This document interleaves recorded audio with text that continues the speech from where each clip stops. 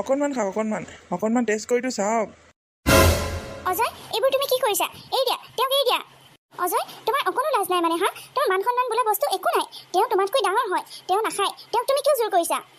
আৰে মইনো এনেকুৱা কি কৰিলোঁ? অকণমান মদহে খুৱাই দিছোঁ, অকণমান খালে একো নহয়। এনেও এইবোৰ ডাঙৰ মানুহৰহে চখ। ইহঁতৰ দৰে ভিক্ষাৰীৰ এইবোৰ চখ নাই, মই সেইটো কথা জানোৱেই, কিন্তু অকণমান টেষ্ট কৰিবলৈকেহে দিছিলোঁ। অঁ, চখ আকৌ ক'ৰ পৰা থাকিব? চখ থাকিবলৈকে ভাগ্যত এইবোৰ এনজয় লিখাও থাকিব লাগিব নহয়। ইহঁতৰ দৰে মানুহৰ ভাগ্যত এইবোৰ এনজয় লিখাই হৈ থকা নাই, আমাৰ দৰে মানুহৰ ভাগ্যতহে লিখা হৈ আছে। মাজনী, কিহৰনো ইমান হুলস্থুল কৰিছ? তহঁতৰ কি হৈছে? মা, তুমি তোমাৰ সৰু জোঁৱাই কাণ্ডবোৰ চোৱাচোন। তোমাৰ ডাঙৰ জোঁৱাই এইবোৰ বস্তু নাখায়, তেওঁ মুখলৈকে নিনিয়ে, তেওঁক এইবোৰ বস্তু জোৰ জবৰদস্তি কিয় খুৱাব লাগে? অজয় বাবা, তুমি খাইছা বাৰু ঠিকেই আছে, কিন্তু এওঁৰ লগত এইবোৰ কিয় জোৰ জবৰদস্তি কৰিছা? এওঁ নাখায় যখন তেওঁক জোৰ নকৰিবা। ডাঙৰ জোঁৱাই এইবোৰ নিচাজাতীয় বস্তুৰ প্ৰতি একেবাৰে চখ নাই, তেওঁক তুমি জোৰ নকৰিবা। তুমি খাইছা, খাই থাকা। মা, তুমি ভাইটিলৈ